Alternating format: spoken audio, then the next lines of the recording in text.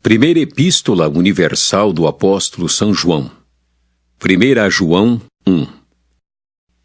O que era desde o princípio, o que vimos com os nossos olhos, o que temos contemplado, e as nossas mãos tocaram da palavra da vida, porque a vida foi manifestada, e nós a vimos e testificamos dela, e vos anunciamos a vida eterna, que estava com o Pai, e nos foi manifestada. O que vimos e ouvimos, isso vos anunciamos, para que também tenhais comunhão conosco. E a nossa comunhão é com o Pai e com seu Filho Jesus Cristo. Estas coisas vos escrevemos, para que o vosso gozo se cumpra. E esta é a mensagem que dele ouvimos e vos anunciamos, que Deus é luz, e não há nele treva nenhuma. Se dissermos que temos comunhão com ele e andarmos em trevas, mentimos e não praticamos a verdade. Mas, se andarmos na luz como ele na luz está, temos comunhão uns com os outros, e o sangue de Jesus Cristo, seu Filho, nos purifica de todo pecado. Se dissermos que não temos pecado, enganamo-nos a nós mesmos, e não há verdade em nós.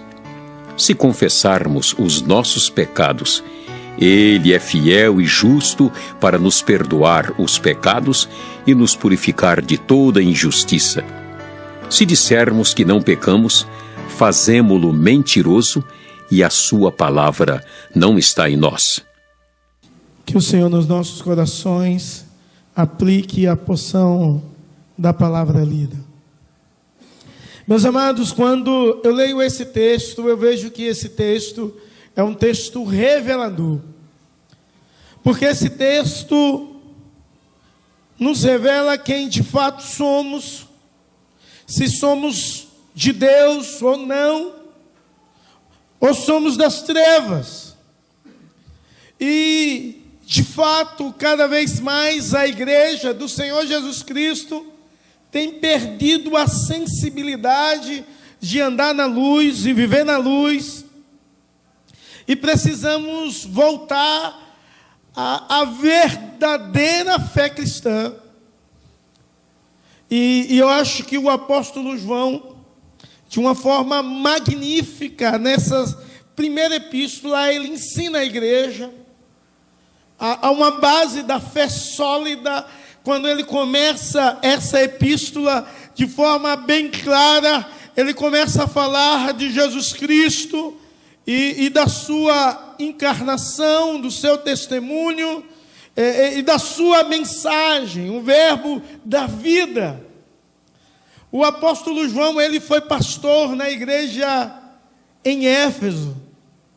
É claro que ele não foi o plantador daquela igreja.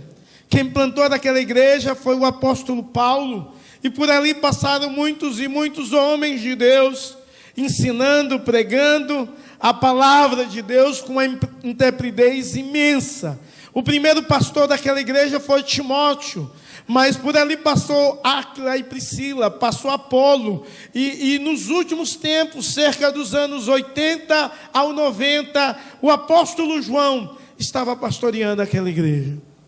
E ele no final dos anos 90, não século, no final dos anos 90, é o primeiro século, ele escreve uma carta para essa igreja. E essa carta para essa igreja tem uma missão muito nítida e clara. A missão é que o evangelho deve ser vivido de forma plena e de forma simples.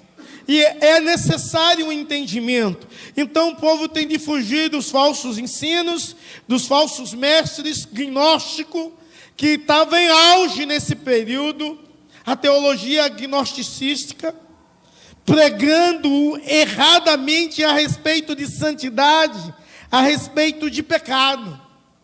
E eu acho que, apesar do gnosticismo não estar em alta nos nossos dias, as pessoas perderam a noção de pecado. Quando nós consultamos a teologia e o nosso catecismo, diz que pecado é toda a falta ou transgressão da lei de Deus. Isso é pecado. Mas será se você tem entendido como crente, de fato, o que é pecado ou o que não é pecado? Será se a igreja do Senhor Jesus compreende o que é de fato andar na luz? E aí no verso 5 ele diz, olha, a mensagem, a pregação que recebemos da parte de Deus e que temos ouvido e fazemos conhecida é que Deus é luz e não há nele trevas nenhuma.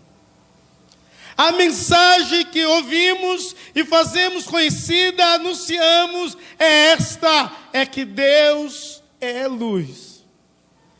Se andarmos na luz, temos que ter consciência que Deus é luz. Deus é luz e em Deus não há trevas nenhuma. Mas, amados, essa expressão luz quer dizer muita coisa a respeito de Deus. Essa expressão luz quer dizer muita coisa a respeito do nosso Criador. O Senhor Jesus, uma certa vez, Ele disse que Ele é a luz do mundo. E quem andasse com Ele não andava em trevas, pelo contrário, teria a luz da vida. Então esse termo luz quer dizer que é uma vida. Mas que vida? Vida em santidade. Vida em pureza. Vida separada dos princípios mundanos, das trevas, dos pensamentos ocultos, malignos, dos desejos carnais. Deus é luz. E é interessante que João diz, a mensagem que temos ouvido e vos anunciamos é essa, que Deus é luz e não há nele trevas nenhuma. Então, se andarmos na luz, não andamos nas trevas, e assim como Jesus, não deve haver trevas nenhuma. Se de fato somos luz, a retrato do que Jesus ainda fala, que vós sois o sal da terra e luz do mundo. Então o Senhor Jesus nos chama de luz, porque somos iluminados pelo sol, e como se fosse lua, nós recebemos luz desse sol, e brilhamos a partir dele em nós. Vós sois luz. E se somos uma luz, ele diz que não pode acender uma candeia e colocar embaixo da cama, mas de um lugar alto, para iluminar toda a casa. Quando andamos na luz e temos consciência que Deus é luz, e estamos chamuscados pela luz de Deus, nós refletimos a luz de Deus, e aonde chegamos, chega a luz, chega Deus. As trevas somem, desaparecem. Se o diácono desligar agora todas as luzes aqui, ainda vai ter alguns clarões de luzes fora desse templo, mas vai estar um escuro, um breu. Um dia na minha vida, eu andando em uma interior, na roça, de carro, eu resolvi apagar a luz do carro. Já fez isso? O farol. Uma escuridão, um breu. Não via nada. Só trevas. Não tinha senso de direção se eu fosse continuar dirigindo, porque não dava para ver nada. Quando a luz clareia, dissipa as trevas. Deus é luz. E a igreja do Senhor Jesus Cristo tem perdido essa consciência, e a igreja tem se misturado, e acha muito comum viver trevas e luz.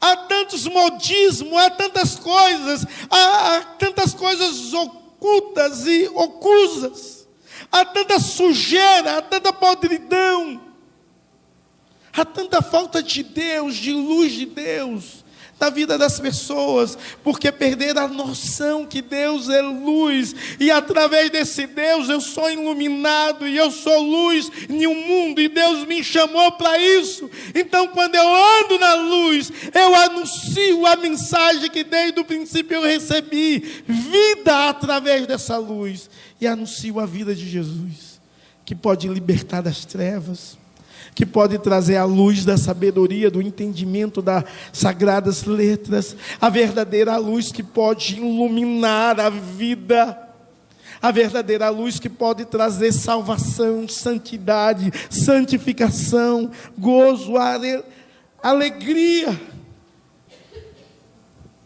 Mas quando andamos na luz e compreendemos que Deus é luz, nós somos sinceros. Eu acho lindo o símbolo do calvinismo que diz pronto e sincero. Pronto porque é Deus que capacita, mas sincero diante de Deus. E quantas pessoas não vivem uma vida sincera? Quantas pessoas vivem vida dupla? Quantas pessoas vivem mentira? Quantas pessoas dizem ser cristão e não tem nada de cristão? Os seus atos, os seus negócios, a sua fala, o que você ouve, o que você diz, como você se relaciona, tem demonstrado que não há sinceridade. Verdade de Deus. Verdade de Deus sendo exalada na sua vida e através de você, você sendo um anúncio dessa luz que é a mensagem de um Deus que liberta das trevas, de um Deus da verdade, de um Deus que ensina e prega a verdade, de um Deus que vive a verdade e deseja que a sua igreja viva essa verdade. Se eu sou luz porque Deus é luz e eu recebo luz dele, eu vivo a verdade e eu prego a verdade. Eu vivo a verdade do Evangelho. Eu vivo a verdade que liberta. Eu ensino essa verdade dioturnamente para a glória e louvor do Senhor Jesus. Mas quando nós atentamos para ler o verso 6, diz: se dissermos que mantemos comunhão com Ele e andamos nas trevas, mentimos e não praticamos a verdade. Se andarmos na luz, como Ele está na luz, verso 8, e mantemos comunhão uns com os outros, o sangue de Jesus, seu Filho, nos purifica de todo o pecado. Meus amados, a igreja que entende que Deus é luz, a igreja nutre uma comunhão com Deus e com o seu semelhante. Ela recebe luz de Deus e tem um elo muito fino e estreito com Deus, vive em sinceridade e verdade e vive em comunhão com o seu próximo. E eu acho que, como eu disse no início, esse texto é muito revelador, porque eu sei se eu sou luz ou não, se eu tenho comunhão com o meu próximo. Esse texto é muito revelador e me faz entender se eu sou luz ou trevas, a partir do meu relacionamento com o outro. Sabe por quê? Porque o meu relacionamento com Deus, a minha relação com Deus, de amor, de cumplicidade, de verdade, de fidelidade, a minha relação com Deus faz com que eu tenha uma relação boa com o meu irmão. A minha relação com Deus faz com que eu tenha uma relação boa com aqueles que são da luz. Faz com que eu ame meu irmão, apesar das suas diferenças, apesar de pensamentos contraditórios e diversos, apesar da forma dele ser, a forma dele agir, eu amo. E eu tenho uma comunhão com ele, eu me relaciono. Essa comunhão não é dizer eu não quero mal, mas o bem também não. Ou então, eu quero que Deus o abençoe, mas ele lá e eu cá. Isso não é comunhão. E quando mantemos uma comunhão, demonstramos que de fato andamos na luz e entendemos que Deus é luz. Agora, se eu não consigo lidar com o meu irmão que pensa diferente, que age diferente, e talvez por fragilidade humana, ele faz coisas que me desagradam. Eu preciso entender que Deus é luz, e só há perdão de Deus para a minha vida, porque de fato eu sou luz quando eu me relaciono, ou então quando eu faço com que nas trevas dele brilhe a luz de Cristo. Mas muitas vezes a igreja não quer isso, a igreja quer se afastar, e isso é uma demonstração que nós não somos luz, e nem andamos na luz, e não somos perdoados por Deus, porque o perdão é uma característica abençoadora de Deus, para quem Deus lançou luz do conhecimento, luz do saber, e fez dessa pessoa um luzeiro dele na terra. Então, se eu manto comunhão com os meus irmãos, o sangue de Jesus me perdoa de todos os pecados, porque de fato eu sou filho dele, porque de fato eu entendo o que é o amor, de fato eu entendo o que é o perdão, de fato eu entendo o que é a paz, de fato eu entendo o que é os dons, os frutos do Espírito, de fato eu entendo que eu faço uma parte do mesmo corpo, eu entendo o que é a igreja, e eu sou corpo, eu sou membro, e eu necessito do meu irmão e ele de mim. Andar na luz é viver a luz, viver a luz da sua relação com Deus, de forma sincera, e vivendo na verdade, e anunciando a verdade em meio às trevas. Mas viver na luz é manter uma relação íntima com o meu irmão. E meus amados, nós precisamos entender isso, nós precisamos compreender essa verdade, mas muitas vezes a mentira é que domina as nossas relações e os nossos atos. E é interessante que o apóstolo João quer combater algumas mentiras que naquela igreja estava tomando uma proporção enorme. E a primeira mentira que ele quer combater está aí no verso 6. Se dissermos que mantemos comunhão com ele e andamos nas trevas, mentimos e não praticamos a verdade. A primeira mentira é: eu posso viver no pecado e ter comunhão com Deus? Não. O gnosticismo dizia: você pode viver em pecado e manter uma comunhão com Deus, porque tudo é puro para os puros, tudo é santo para os santos, e é uma mentira. Eu não posso viver no pecado e ter uma comunhão com Deus, porque se eu vivo no pecado, eu demonstro que eu não tenho comunhão com Deus. E talvez você está aqui e diz: mas pastor, todo mundo é pecador. Mas o pecado de fato é: eu sou pecador e vos falo nessa noite como pecador que sou. Mas a igreja do Senhor Jesus, ela não vive na prática do pecado. O pecado é um acidente na sua vida. O pecado não é algo planejado, não é algo arquitetado. O crente sincero, ele não planeja marcar um encontro com a namorada para transar.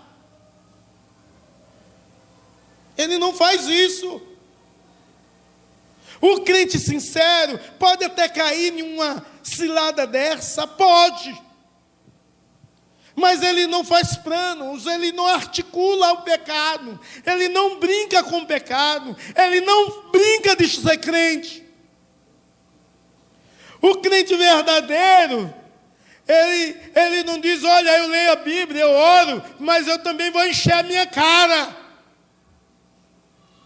Hoje, dia 24 de junho, eu sou nordestino, e para minha cidade, Estância, há uma dificuldade muito grande. Hoje, muita gente da igreja vai se esbaldar no forró, beber todas, agarrar todas, ou todos, né? E é uma tristeza. Todo ano tem uma série de disciplinas lá, por conta disso. Os crentes que crente assim, né? Que planeja o pecado. Olha, dia 24 está chegando aí. O dia conhecido como São João. O forródromo vai ter até o raiar do dia. E eu vou lá, o pastor não vai me ver. Mas Deus é luz. E não há nada que se esconda dessa luz. Deus traz à tona todas as coisas. Então, uma mentira é você achar que você pode viver uma vida dupla dentro da igreja. Isso é mentira. É mentira do diabo. Você não pode viver na prática do pecado e achar que você tem comunhão com Deus. Você tem momentos dos quais você ora, lê a palavra, mas Deus está distante de você. Não há luz de Deus na sua vida. Porque segundo Isaías 59, verso 2, diz que as vossas iniquidades ou os nossos pecados fazem separação entre nós e o nosso Deus. É muito importante isso.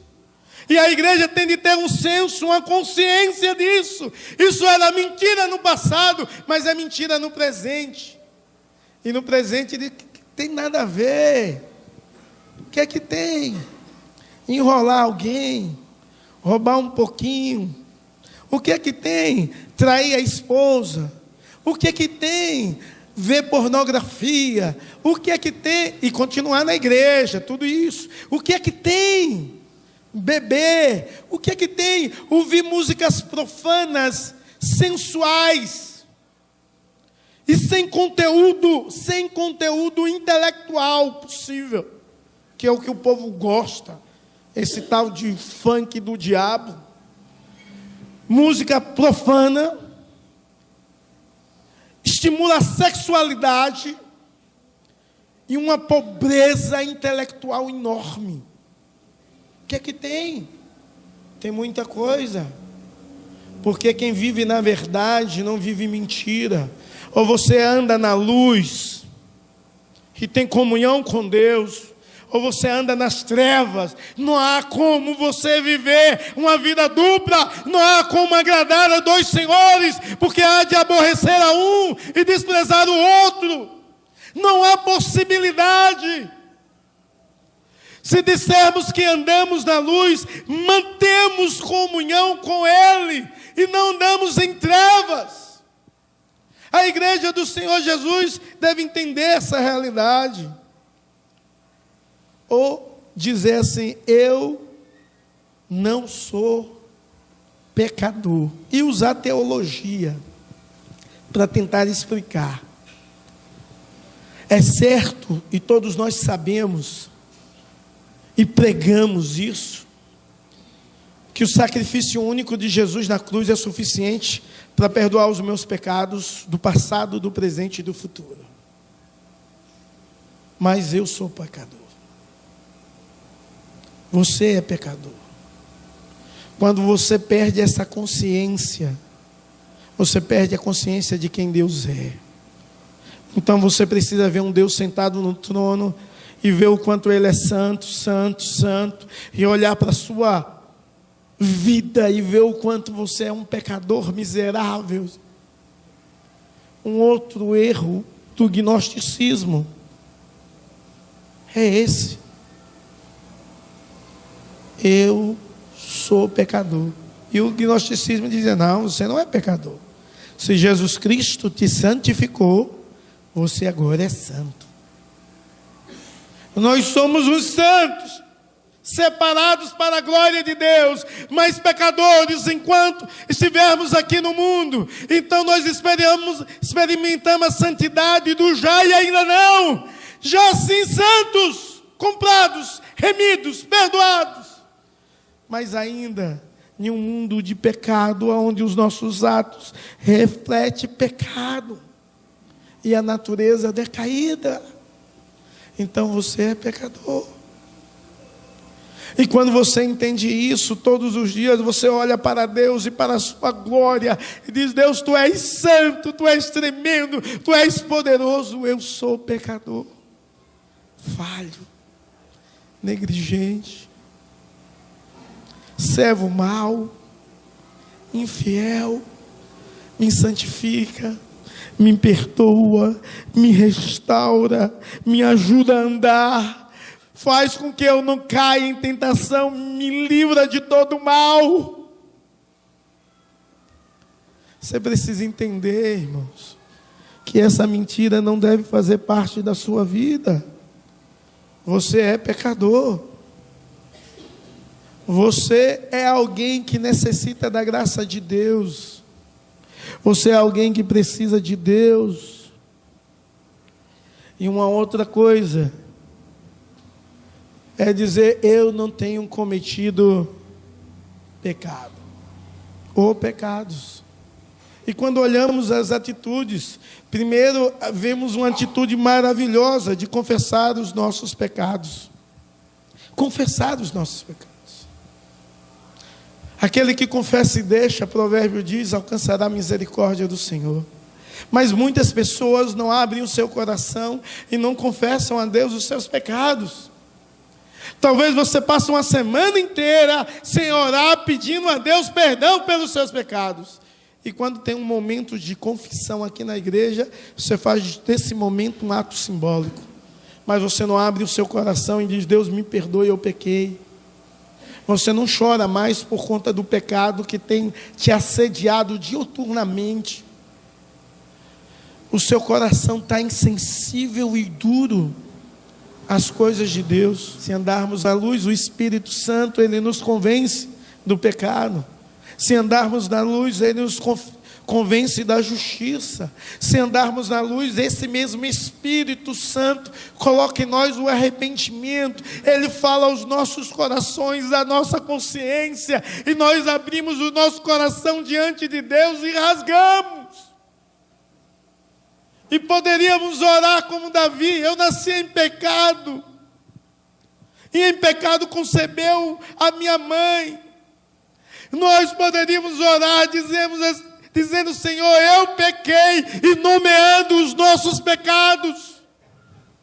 A igreja deve lutar contra o pecado. E nos nossos dias a igreja, ela se conforma e toma a forma do pecado, em vez de lutar contra o pecado. Na verdade, tem igrejas que não dá para falar sobre pecado. Quem você é? Alguém que anda na luz? Quem você é? Alguém que anda nas trevas? Se dissermos que não temos cometido pecado, somos mentirosos e a sua palavra não está em nós. Mas se confessarmos os nossos pecados, Ele é fiel e justo para nos perdoar dos pecados e nos purificar de toda a injustiça. Talvez você tenha andado em caminhos dos quais Deus não deseja que você ande. Você podia hoje mesmo abrir o seu coração aí onde você está, baixar a sua fronte e ser sincero diante de Deus, e dizer: Senhor, eu tenho vivido uma divisão, eu ando horas nas luzes, horas nas trevas, eu sirvo a dois senhores, e de fato eu quero servir ao Senhor, eu quero viver para a Tua glória, eu quero anunciar a Tua luz, eu quero ser um luzeiro do Senhor, eu quero dissipar as trevas do mundo, do pecado, eu quero dissipar em nome de Jesus, através da luz de Cristo que brilha em minha vida, eu quero viver a Tua verdade, eu quero viver o Teu Evangelho, eu quero viver a mensagem que desde o princípio eu tenho escutado. Eu quero anunciar que Deus é luz e não há nele trevas nenhuma.